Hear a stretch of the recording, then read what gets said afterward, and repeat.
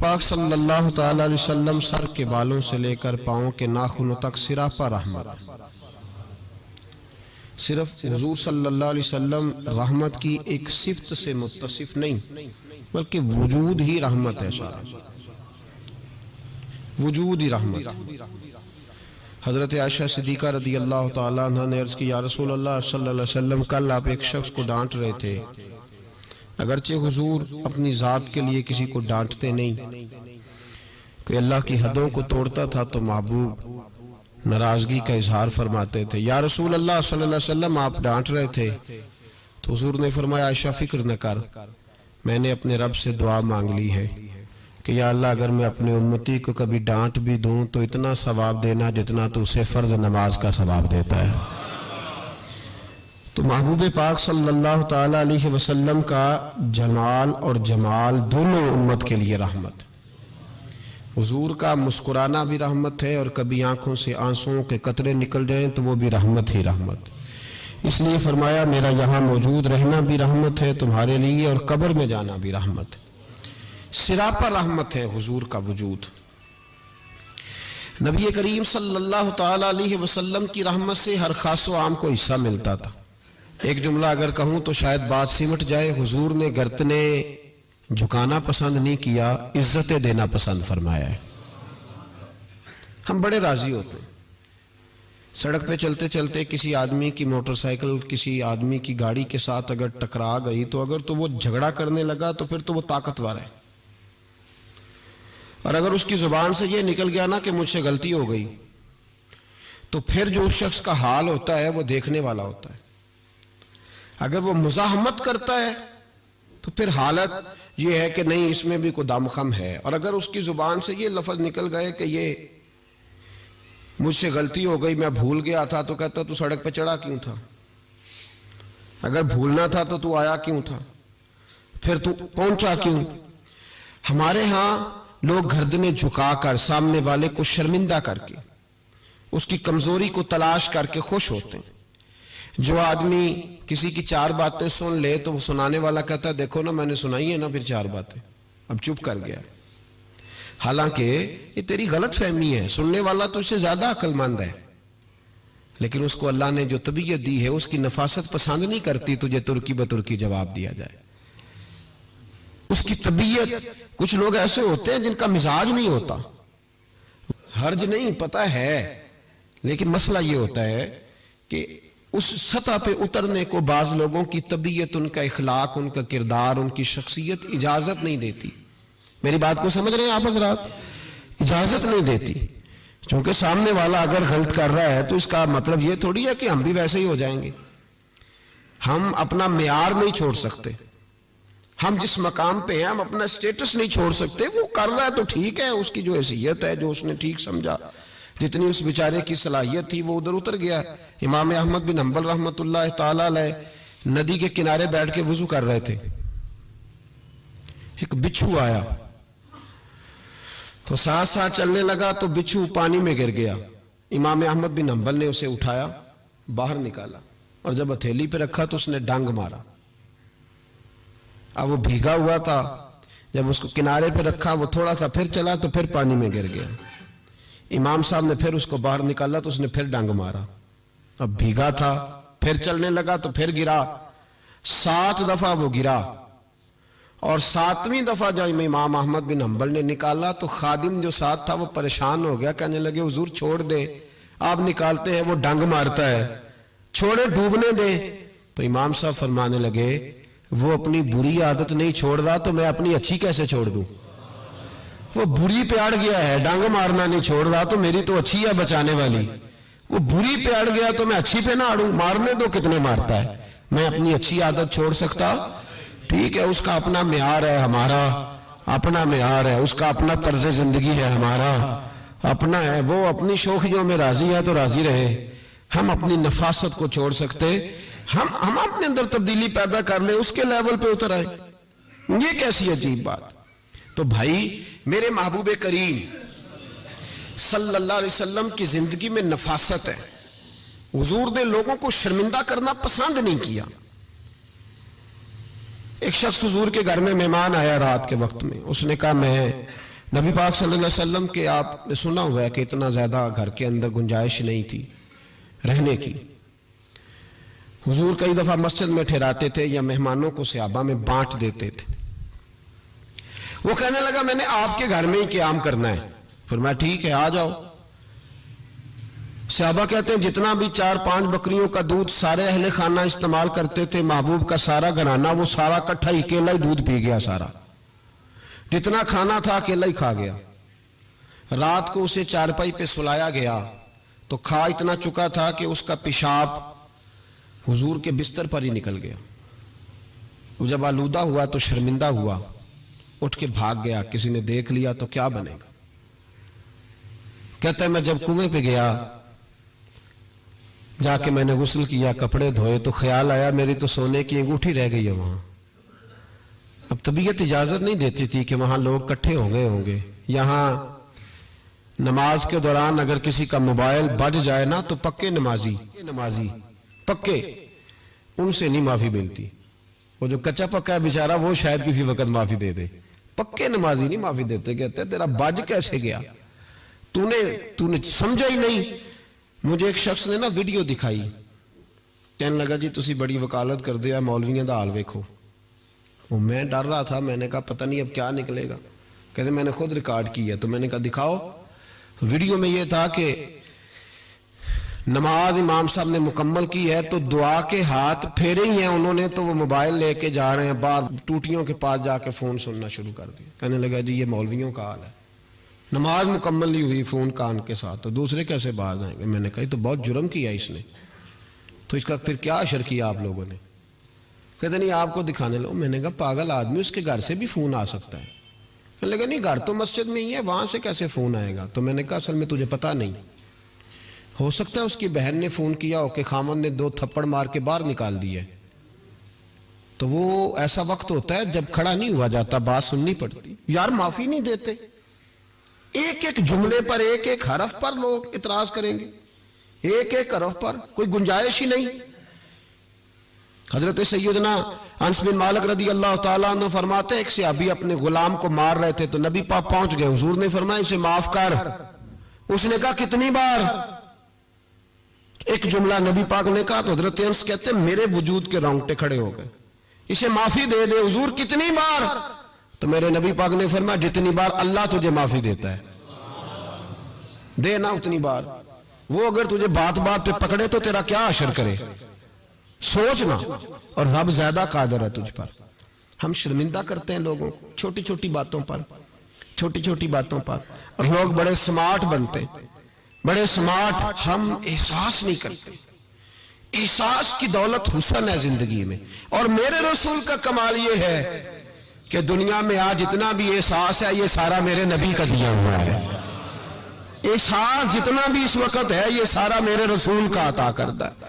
اب میرے اعلیٰ حضرت فرماتے ہیں لوگ دنیا میں گزرتے ہیں نا، لوگ گزرتے ہیں تو وہ جدھر جدھر سے گزرتے ہیں نا وہ بستیاں اجاڑتے جاتے ہیں. اعلیٰ حضرت فرماتے ہیں ان کی مہک نے دل کے غنچے کھلا دیے، وہ جو جس راہ چل دیے ہیں کوچے بسا دیے ہیں، بس جب آ گئی ہیں جوش رحمت پہ ان کی نظریں جلتے بجھا دیے ہیں، روتے ہنسا دیے.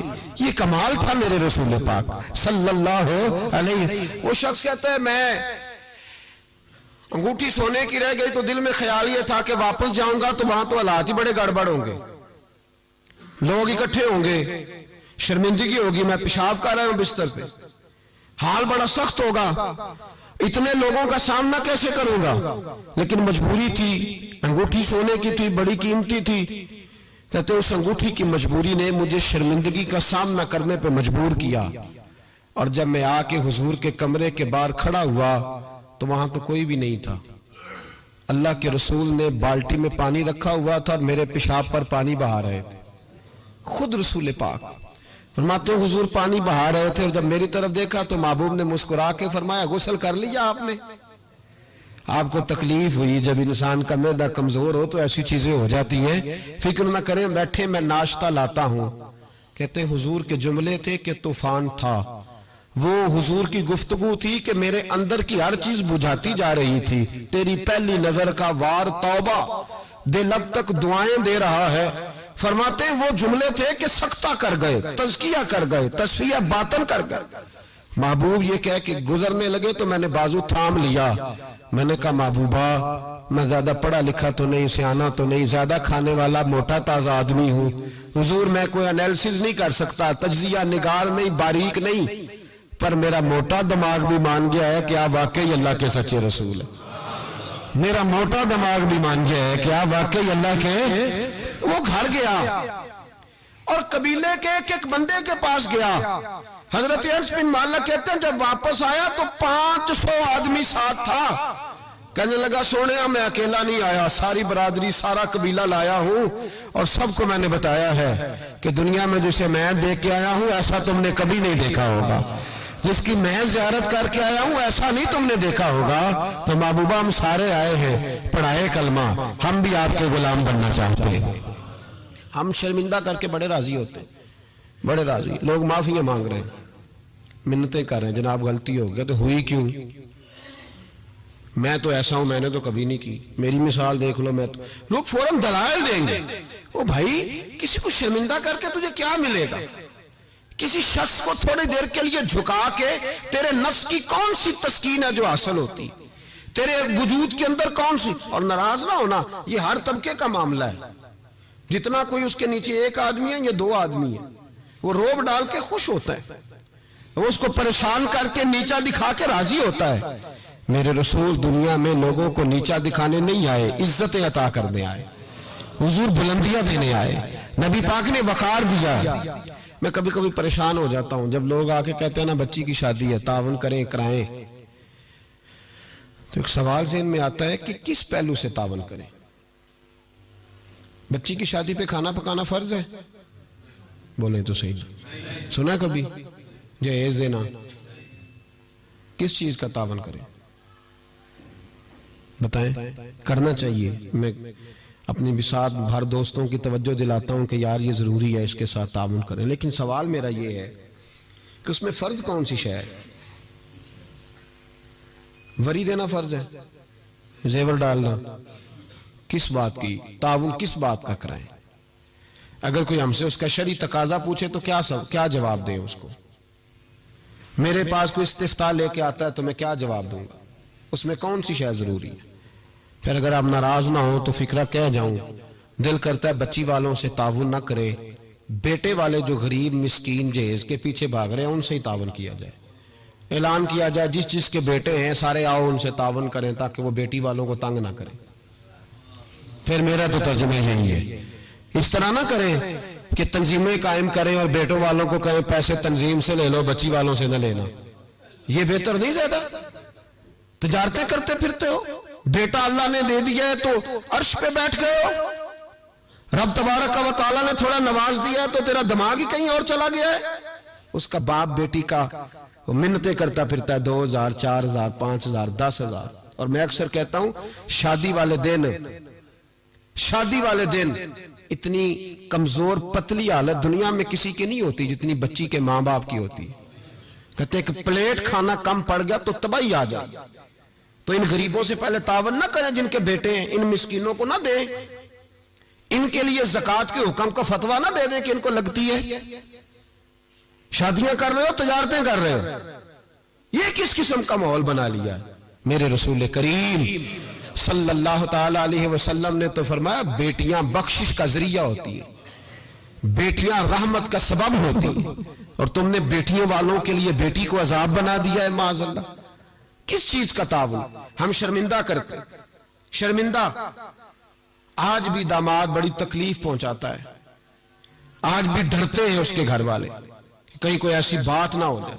ہم لوگوں کو شرمندہ کر کے نیچا دکھا کے مجھ سے پوچھا نہیں تو نہیں پوچھا, انہوں نے ان کی مرضی تھی, مجھ سے پوچھا نہیں لہذا اب یہ شادی نہیں ہو سکتی, میں نہیں آؤں گا تو منگنی نہیں ہو سکتی.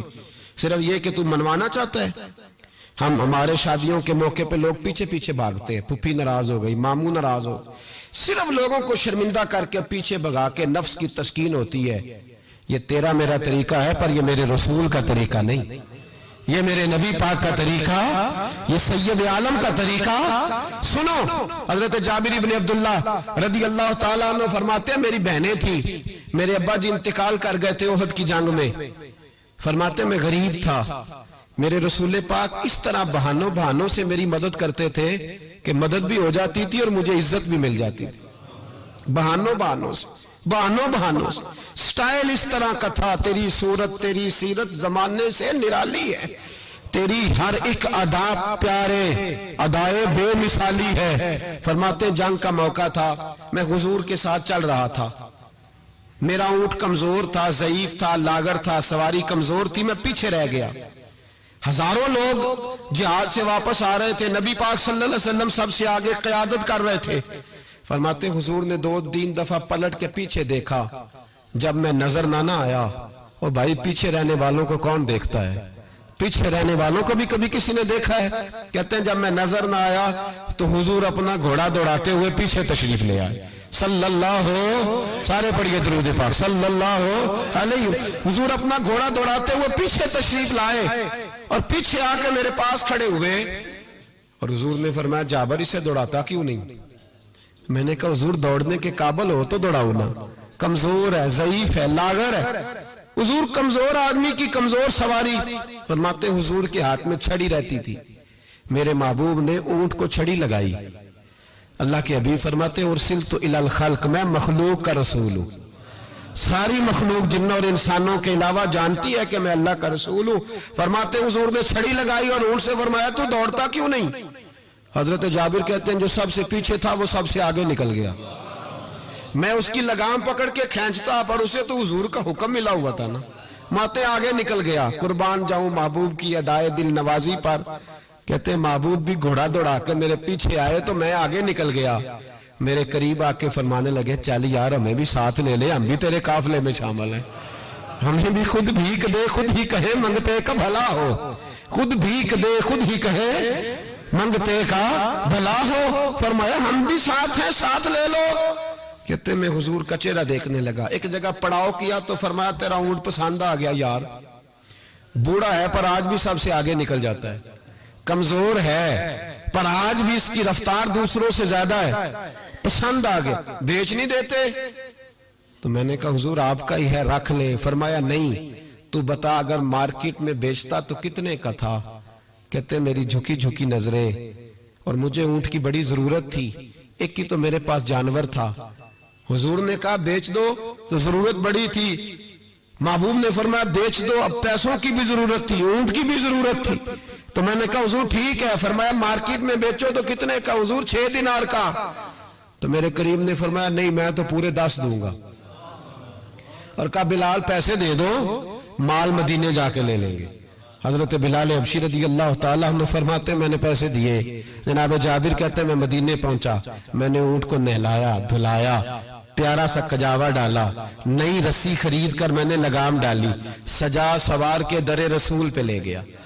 محبوب پاک علیہ السلام مسجد سے باہر تشریف لا رہے تھے تو میں نے کہا حضور یہ آپ کا مال ہے، پیسے میں نے لے لیے تھے۔ کہتے حضور نے تھامی لگام اونٹ کی، اور میں جب اگلی گلی کے کونے سے پلٹنے لگا تو حضور کی آواز آئی جابر ذرا واپس تو آؤ۔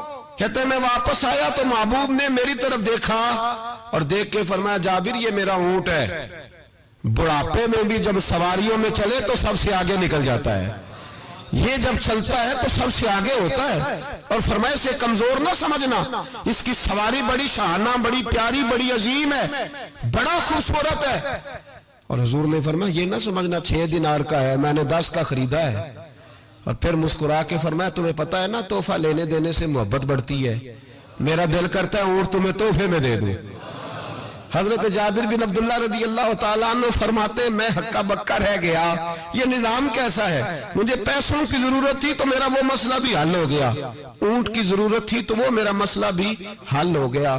کہتے اونٹ کی لگام گردن پہ ڈالی اور میں چل رہا تھا اور سارے رستے کہہ رہا تھا اللہ نے جیسا رسول ہمیں دیا ہے، اللہ نے جیسا حبیب، وہ بول پڑے بریلی کے امام اور کہنے لگے سب سے اولا ہو آلہ ہمارا نبی، سب سے بالا ہو آلہ اپنے مولا کا پیارا ہمارا نبی، دونوں عالم کا دھولا ہمارا نبی، جس کی 2 بوند ہیں کوثر و سلسبیل، ہے وہ رحمت کا دریا ہمارا نبی۔ اور کیا خوبصورت فکرہ ہے، کہنے لگے غمزدوں کو رضا مجدہ دیجئے کہ ہے، جاؤ جا کے اعلان کر دو، خوشخبریاں سنا دو، غمزدوں کو رضا مجدہ دیجئے کہ ہے، بے کسوں کا سہارا ہمارا۔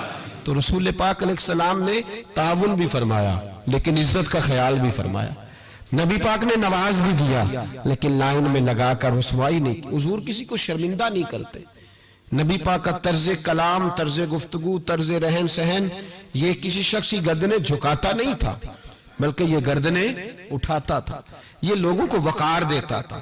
حضور نے لوگوں کو عزتیں دی، نوازا ہر آدمی۔ ہمارا یہ عقیدہ تو نہیں نا کہ صحابہ معصوم ہے یا اہل بیت معصوم ہے، ہمارا عقیدہ ہے یا فرشتے معصوم ہے یا نبی، باقی ہر شخص میں غلطی کی گنجائش ہے اور لوگ غلطیاں کرتے بھی تھے۔ آپ تاریخ کی کتابیں کھول کے دیکھیں ساری، حضور نے فرمایا یہ جو زبیر بن عوام ہے نا میرا صحابی، یہ میرا تنہائی کا دوست ہے۔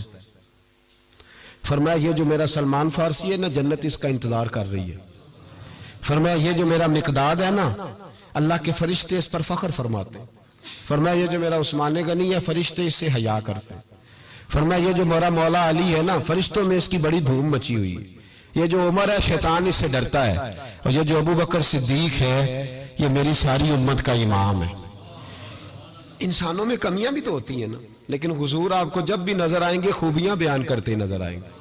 یہ تو نبی پاک صلی اللہ علیہ وسلم نے فرمایا کہ آخری زمانے کے اندر یہ کمیاں پائی جائیں گی، لیکن ان کمیوں پر سزائیں حضور نے تادیباً بیان کی، لیکن آنے والی قوم کی جو عظمتیں نبی پاک نے بیان کی، کیونکہ حضور عزتیں دینے آئے۔ میرے حضور نے صحابہ کے بیچ بیٹھ کے فرمایا یہ نہ سمجھنا جو آنے والے ہوں گے بالکل نکمے ہوں گے، تم نے تو مجھے دیکھ کے کلمہ پڑھا ہے، تم نے تو ڈوبے ہوئے سورج کو پلٹتے ہوئے دیکھا ہے، تم نے تو چاند کے 2 ٹکڑے ہوتے دیکھے ہیں، تم نے تو پتھروں کو کلمہ پڑھتے دیکھا ہے، درختوں کو سجدے کرتے دیکھا ہے۔ فرمایا تمہیں 1 بار مبارکباد، اور جو مجھے بن دیکھے کلمہ پڑھیں گے انہیں 7 بار مبارکباد، انہیں 7 بار مبارکباد۔ تو عزیز یاد رکھیں حضور عزت دینے آئے۔ کسی شاعر نے بڑا خوبصورت جملہ کہا تھا، اس نے کہا تھا تو نے ہر شخص کی قسمت میں یہ عزت لکھی اور آخری خطبے کی صورت میں وصیت لکھی۔ محبوب آپ نے وہ خطبہ حجت الوداع پڑھے تو ہر شخص کے لیے وصیت لکھی، عورتوں کا خیال رکھنا، بوڑھوں کا خیال رکھنا، دین کو پھیلانا، غلاموں سے حسن سلوک کرنا۔ حضور سعادت دینے آئے۔ نفاست پسند مزاج میرے نبی پاک کا، ہر شخص کے لیے اس کے موافق حضور نے عزت رکھی، کبھی کسی شخص کی کمزوری ٹٹول کر بیان نہیں فرمائی، بلکہ بخاری شریف میں نبی پاک نے فرمایا مجھے ایک دوسرے کے بارے میں آ کے باتیں نہ بتاؤ، کسی کی کمی کا ذکر نہ میرے ساتھ کرنا، مجھے بتانی ہو تو خوبی بتانا۔ فرمایا میں تمہاری طرف سے اللہ کے حضور دل صاف لے کے جانا چاہتا ہوں، کوئی بات نہ بتاؤ۔ حضور یہ جو ہمارا پہلو ہے نا کہ سامنے والا ہمارے آمنے جھکے، مولانا رومی ایک بڑی سخت بات کہا کرتے تھے، وہ کہتے تھے فرعون اور نمرود جتنے پیسے نہیں ورنہ بہت سارے لوگوں کا خدا بننے کو دل کرتا ہے، معاذ اللہ۔ کہتے تھے فرعون اور نمرود جتنی حکومت نہیں ورنہ بہت سارے لوگ دعویٰ کر دیں۔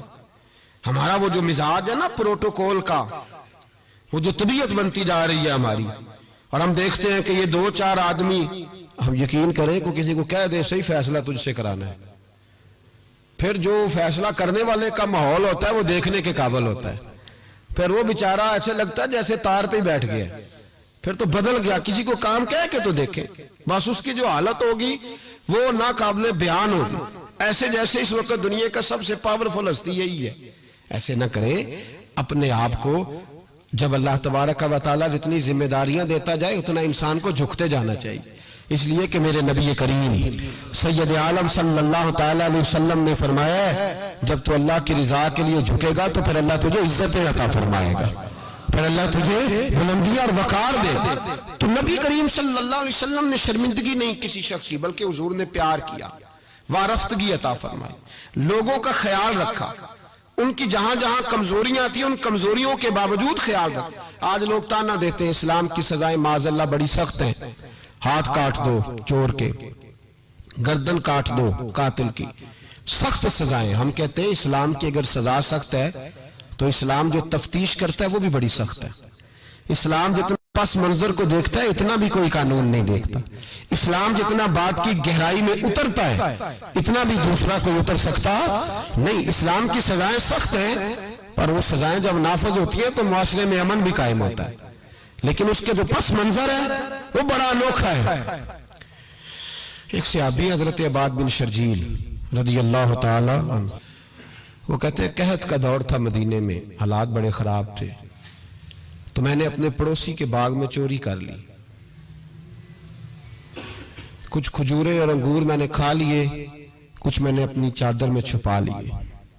जब बाहर निकल रहा था तो बाग का मालिक आ गया, उसने मुझे पकड़ के घसीटा भी, मेरा कपड़ा भी छीना, सख्त सुस्त भी कहा।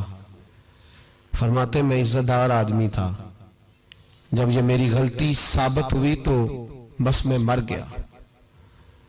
मैं इस तरह लगे कि जैसे आज जिंदगी न भी होती तो ठीक था। कहते मैं शदीद करब आजमाइश और तकलीफ के आलम में वो मुझे पकड़ के रसूलुल्लाह के दरवाजे पे ले गया। कहते नबी पाक के सामने जाके कहा हुजूर इसने चोरी की है।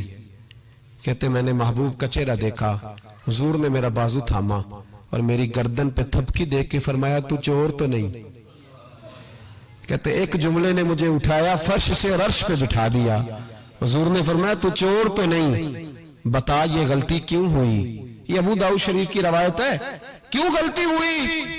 हजरत अबाद बिन शर्जील कहते हैं जब हुजूर ने थपकी दी ना, पहले तो मेरा हाल ये था कि जमीन फट जाए, आसमान टूट जाए, लेकिन जब हुजूर ने थपकी दी तो मैं रो पड़ा। मैंने कहा या रसूल अल्लाह बच्चे भूखे थे, बेटियां भूखी थी, बेटे भूखे थे। हुजूर अपनी तो मैं बर्दाश्त कर सकता, पर बच्चियां थी जो रोटी मांगती थी तो मैं हुजूर में टूट जाता था। इससे 2 4 5 दफा उधार मांगा, इसने दिया। हुजूर मैं धोखा नहीं दे सकता, फरेब फराड नहीं कर सकता। या रसूल अल्लाह सल्लल्लाहु अलैहि वसल्लम उधार मांगा, कुछ देर लोगों ने दिया, फिर नहीं देते थे, मजबूर हो गया। यहां चोर के हाथ नहीं कटे, बल्कि यहां क्या कमाल फरमाया मेरे रसूल ने, यहां क्या रंग इरशाद फरमाया। हुजूर ने उसको फरमाया जो पकड़ के लाया था, फरमाया तुझे पता था ये भूखा है? हुजूर पता था। तो फरमाया तूने रोटी क्यों नहीं खिलाई? तुझे पता था ये नंगा है? हुजूर पता था। तो कपड़ा क्यों नहीं दिया? अब हुजूर सजा देने लगे तो फरमाया चल अब सजा ये है कि 2 ऊंट माल के भर के इसे दे, और देखना आइंदा भी इसका जरूर ख्याल रखते रहना। जहां मुजरिम को मिलती हैं जजाएं भी अताएं भी, मदीने में जो लगती है अदालत हो तो ऐसी हो, मदीने में जो लगती है अदालत हो तो ऐसी। और आला हज़रत फरमाते तो हाकिम से छुपा करते हैं या इसके सिवा, तेरे दामन में छुपे चोर अनोखा तेरा। मेरे रसूल पाक अलैहिस्सलातु वस्सलाम ने लोगों को शर्मिंदा नहीं किया, बल्कि नबी पाक सल्लल्लाहु अलैहि वसल्लम आगे बढ़ा करते ताउन फरमाते, देखते थे कहां मेरी किसको जरूरत है। और हुजूर सैयद आलम सल्लल्लाहु अलैहि वसल्लम के पास जाके कोई शख्स ये नहीं महसूस करता था कि पता नहीं ये क्या करेंगे, पता नहीं इनका लबो लहजा क्या होगा, ये किस तरह से बात करेंगे, कैसे चीज आगे बढ़ेगी। भाइयों अपने किरदार में वो रानाई पैदा करें, वो खुशबू पैदा करें, वो मिठास पैदा करें कि लोग आपके करीब आना पसंद करें, लोग आपको अपनी बात सुनाना पसंद करें। बनु आराश कबीले का एक शख्स आया नबी करीम की बारगाह में। किस तरह आया मेरा पास मंजर सुनिएगा। वो कहता है मैं छोटा सा बिजनेसमैन था, तो मैं ना थोड़ा थोड़ा काम करता था। मैं मक्के के दाएं बाएं जो गांव थे, बनु आराश एक कबीला था, तो उस गांव से मैं 2 4 जानवर खरीदता, मक्के ला के मैं 1 2 दिनार नफा लेके बेच देता। व्यापारी कहते हैं हम अपनी जुबान में। तो कहते मेरा ये कारोबार था। एक दफा मैं 2 ऊंट लेके मक्के आया, तो मक्के में मैंने शोर सुना कि यहाँ एक जादूगर है, माज़अल्लाह साहिर है, काहिन है, उसके करीब कोई ना जाए। कहते ये शोर मैंने सुना। मैंने कहा चलो नहीं जाते। कहते वो 2 ऊंट मैंने बेचे तो मेरी कम नसीबी देखो कि बेच मैंने अबू जाल के हाथ दिए। ऊंट खरीद लिए तो मुझे कहने लगा कल पैसे ले लेना। मैंने कहा घर कहाँ है? कहने लगा फलां गली में, फलां मोहल्ले में, फलां जगह मेरा घर है। कहते हैं मैं मजबूर था, छोटा सा कारोबारी था, मैं बड़ा बिजनेसमैन नहीं था। अगले दिन मैं उसके घर गया, मैंने कहा पैसे? तो कहने लगा कल आना। کہتے ہیں میں نے کہا کہ یہ بڑا آدمی ہے، کہیں بگڑ گیا تو میں پیسے کیسے لوں گا، میں چپ کر کے آ گیا. 2 راتیں مجھے چوک میں سوتے ہوئے ہو گئی، نہ تو میرا کوئی رشتہ دار تھا، نہ کوئی زمانہ تھا ہوٹلوں کا، مجبوری تھی. تیسرے دن میں پھر گیا تو میں نے کہا پیسے، کہنے لگا کل آنا. تو میں نے کہا یار میرا یہاں کوئی بھی نہیں، میں سڑک پہ سوتا ہوں، مہربانی کر میرے پیسے دے، اور میں اتنا بڑا آدمی بھی نہیں، ہو سکتا ہے میرے پاس کرایہ بھی نہ ہو، میرے پیسے دے میں جاؤں. کہتے ذرا دبا کے بات کی تو کہنے لگا چل دوڑ جا، جہاں سے ملتے ہیں لے لے. یہ تاجر جب ڈوبتے ہیں تو یہ خودکشیاں کرتے ہیں، اس لیے کہ جس آدمی کی اصل زر ڈوب جائے وہ کدھر جائے گا بیچارہ. کہتے ہیں میں وہاں سے پلٹا، اور پلٹ کر میں نے لوگوں سے پوچھا کہ مکے کے سردار چودھری امیر لوگ کہاں بیٹھتے ہیں. تو انہوں نے کہا کہ کعبے کے ساتھ یہ چھوٹی چھوٹی ٹولیاں بنی ہوئی ہیں، یہ سارے چودھری بیٹھے. کہتے ہیں میں جا کے ایک ٹولی کے بیچ کھڑا ہوا، اس میں ابو لہب، ابو سفیان، عتبہ، عتیبہ، شیبہ سارے بیٹھے تھے، بڑے بڑے سردار. میں نے ان سے کہا کہ بھائی چودھریو میری تھوڑی مدد کراؤ، ایک آدمی کو پیسے دیے ہیں، مال دیا ہے، وہ پیسے نہیں دے رہا، میں مجبور ہوں، پردیسی ہوں، غریب ہوں، میری مدد ہو جائے. تو کہتے ہیں وہ عتبہ بول کے کہنے لگا کون ہے جو تیرے پیسے دبا گئے، اتنی ضرورت کسی کی، ہمارے ہوتے ہوئے نام لے. تو کہتے ہیں میں نے کہا کہ ابو جال نام ہے اس کا. کہتے ہیں گردنیں جھوک گئیں، کہنے لگے تو تو بڑے گنڈے کے پاس پھنس گئے، وہ تو سردار ہے سارے گنڈوں کا، وہ تو نہیں ملتے پیسے، مشکل ہے. کہتے ہیں میں کانپنے لگا کہ میرے پیروں تو زمین نکل گئی، یار پیسے نہیں ملیں گے تو میں تو گھر نہیں جا پاتا، کرایہ بھی نہیں. کہتے ہیں عتیبہ نے مذاق کیا، سامنے خانہ کعبہ کے ساتھ ٹیک لگا کے رسول پاک تشریف فرماتے، معاذ اللہ ثم معاذ اللہ نقل کفر، کفر نہ باشد. اس نے مذاق کیا، کہنے لگا وہ جو بندہ بیٹھا ہے نا وہ تیرا مسئلہ حل کر سکتا ہے. کہتے اس نے مذاق کیا، باقی تالی لگا کے ہنسنے لگے. مجھے سمجھ نہ آئی، بھیجتے بھی ہیں، مذاق بھی اڑاتے، پر ڈوبتے کو تنکے کا سہارا میں چلا گیا. اللہ کے رسول وظیفہ پڑھ رہے تھے تو میں ڈرتے ڈرتے کہ میرا کہیں یہ سہارا بھی نہ چلا جائے، میں ڈرتے ڈرتے پیچھے بیٹھ گیا کہ حضور فارغ ہوتے ہیں. تو غریب آدمی ڈرتا ہے نا چودھری صاحب بگڑ نہ جائیں، تو اسی پس منظر میں ڈر رہا ہوں کہ کہیں کوئی بات نہ ہو جائے، فارغ ہوتے ہیں تو بات کرتا ہوں لیکن قربان جاؤں. ابھی میں بیٹھا ہی تھا، میرے نبی نے رخ میری طرف پھیر لیا. کہتے میں پردیسی تھا، میرا کوئی اپنا نہیں تھا. 2 جملے نبی پاک نے کہے اور مجھے یوں لگا کہ بچھڑی ہوئی ماں مجھے مل گئی ہے. 2 جملے نبی پاک نے، پہلا جملہ فرمایا بھائی پردیسی لگتے ہو، اور دوسرا جملہ کہا پریشان لگتے ہو. کہتے ہیں میرے آنسو یوں نکلے جیسے نہریں بہتی ہیں. میں نے کہا محبوبہ میں تجھے جانتا تو نہیں، پر پردیس میں لٹ گیا ہوں. انشاءاللہ پردیسی کوئی بھی نہ تھی وے کخ جنا تو پارے. حضور ایک آدمی نے پیسے دبا لیے. کہتے جب میں رویا تو نبی پاک نے نہ نام پوچھا اس بندے کا، نہ کام پوچھا، میری گردن پہ تھپکی دی، فرمایا فکر نہ کر، جیسے تو کہے گا ویسے ہی ہو جائے گا. کام بھی نہیں پوچھا، نام بھی نہیں پوچھا. حضور نے بازو تھاما، گھر لائے، اور حضور نے ٹوٹی ہوئی چٹائی پہ بٹھایا، اور اللہ کا لاڈلا نبی اپنے مقدس ہاتھوں میں میرے لیے کھجوریں لایا، اور حضور میرے لیے دودھ لائے. کریم نے مجھے کھجوریں کھلائیں، دودھ پلایا، اور فرمایا جب تسلی ہو گئی، میں کئی دنوں کا بھوکا تھا، جی بھر کے میں نے کھایا. اب حضور نے فرمایا بات کیا ہے؟ حضور اس طرح میں نے پیسے دیے، مال دیا، اونٹ دیے، پیسے نہیں دیتا. بندہ کون ہے؟ ابو جال. کہتے حضور نے فرمایا فکر نہ کر، مل جائیں گے. تو فکر نہ کر، غم زدوں کو رضا مجدہ دیجئے کہ ہے، بے کسوں کا سہارا ہمارا نبی. ملیں گے، ملنے کیوں نہیں؟ فرماتے حضور نے فرمایا چل میں تیرے ساتھ چلتا ہوں. اور بھائی کو فون بھی کر دے تو مہربانی، کوئی روکا بھی لکھ دے تو مہربانی. ساتھ کون چلتا ہے؟ وہ بنو آراش کے صحابی کہتے ہیں میرے نصیب دیکھو، 2 جہاں کی رحمتیں، اللہ کا پیارا رسول میرے ساتھ چل رہا ہے، حضور میرے ساتھ ساتھ. کہتے ہیں اس کے دروازے پہ پہنچے تو میں سارے رستے سوچتا تھا کہ لوگ تو کام کراتے ہیں تو بڑھ کے مارتے ہیں، ایسی کی تیسی کرا دیں گے، ہو ہی نہیں سکتا وہ پیسے. کہتے ہیں حضور نے تو کوئی بات ہی نہیں کی، میں ہی کرتا رہا، حضور تو چپ ہے، نظریں جھکی ہوئی ہیں. میں کہتا تھا وہ بڑا بدماش ہے، حضور کیسے بات کریں گے اس کے ساتھ. لیکن جب اس کے دروازے پہ پہنچے، دستک دی، وہ باہر نکلا تو کہتے ہیں مصطفیٰ کی جھکی ہوئی نظروں کو میں نے اٹھتے ہوئے دیکھا. ہو ہلکا یارا تو بریشم کی طرح نرم، رزم حق کو باطل ہو تو فولاد ہے مومن. کہتے ہیں اٹھتی ہوئی دیکھی نظریں، اور میرے حبیب پاک نے نظر اٹھائی اور ایک جملہ، اور اس جملے کے اندر طاقت خدائی. حضور نے فرمایا تیرا کیا خیال ہے؟ پیسے دبانے والے اور لوگوں کو ستانے والے بڑے ہوتے ہیں، تو سردار بنتا ہے؟ غریبوں کا خون چوس کے سردار بنے گا؟ ان بیچاروں پہ ظلم کر کے لا اس کے پیسے لا. کہتے ہیں اس کی ٹانگیں کانپنے لگی، کہنے لگا جی میں ابھی لایا. ادھر سے عتبہ نے بندہ بھیجا، کہنے لگا پتہ تو کرو، پیچھے جاؤ تو صحیح بنتا کیا ہے. وہ جاسوس بھی کھڑا ہے چوک، ابھی لایا جی میں. فٹافٹ پیسے لایا.